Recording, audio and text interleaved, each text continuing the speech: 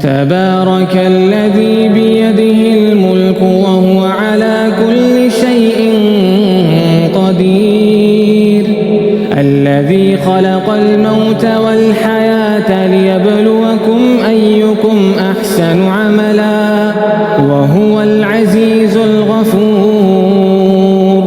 الذي خلق 7 سماوات طباقا ما ترى في خلق الرحمن من تفاوت فارجع البصر هل ترى من فطور ثم ارجع البصر كرتين ينقلب إليك البصر خاسئا وهو حسير ولقد زينا السماء الدنيا بمصابيح وجعلناها رجوما للشياطين وأعتدنا لهم عذاب السعير وللذين كفروا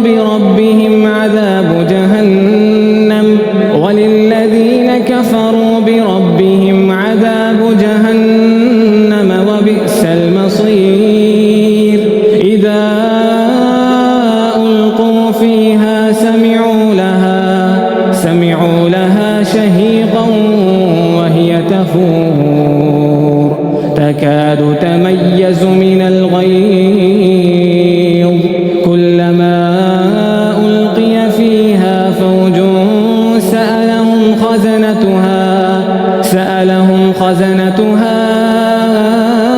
ألم يأتكم نذير قالوا بلى قد جاءنا نذير فكذبنا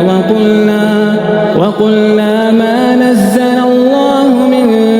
شيء إن أنتم إلا في ضلال كبير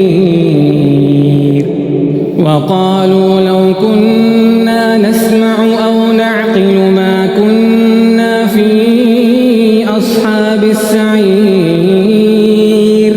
فاعترفوا بذنبهم فسحقا لأصحاب السعير إن الذين يخشون ربهم بالغيب لهم مغفرة وأجر كبير وأسروا قولكم أو اجهروا به إنه عليم بذات الصدور ألا يعلم من خلق وهو اللطيف الخبير هو الذي جعل لكم الأرض ذلولا فامشوا في مناكبها وكلوا من رزقه وإليه النشور أأمنتم من في السماء أن يخسف بكم الأرض فإذا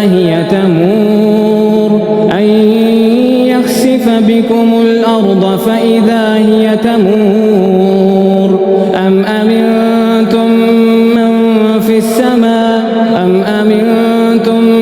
من في السماء أن يرسل عليكم حاصبا فستعلمون كيف نذير ولقد كذب الذين من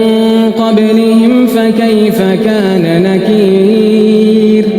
أولم يروا إلى الطير فوقهم صافات ويقبضن ما يمسكهن إلا الرحمن إنه بكل شيء بصير أمن هذا الذي هو جند لكم ينصركم من دون الرحمن إن الكافرون إلا في غرور أمن هذا الذي يرزقكم إن أمسك رزقه بل لجوا في عتو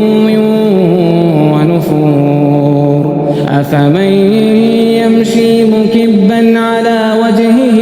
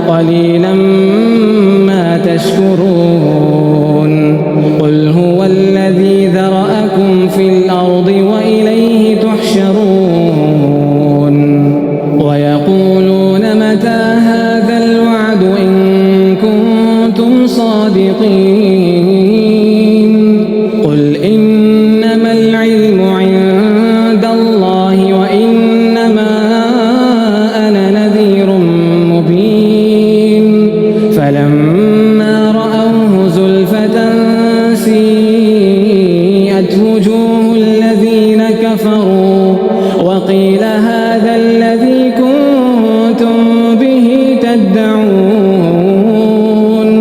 قل أرأيتم إن أهلكني الله ومن معي أو رحمنا فمن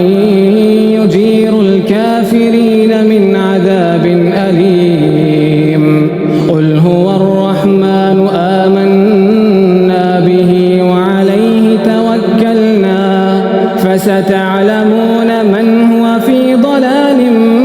مبين قل أرأيتم إن أصبح ماؤكم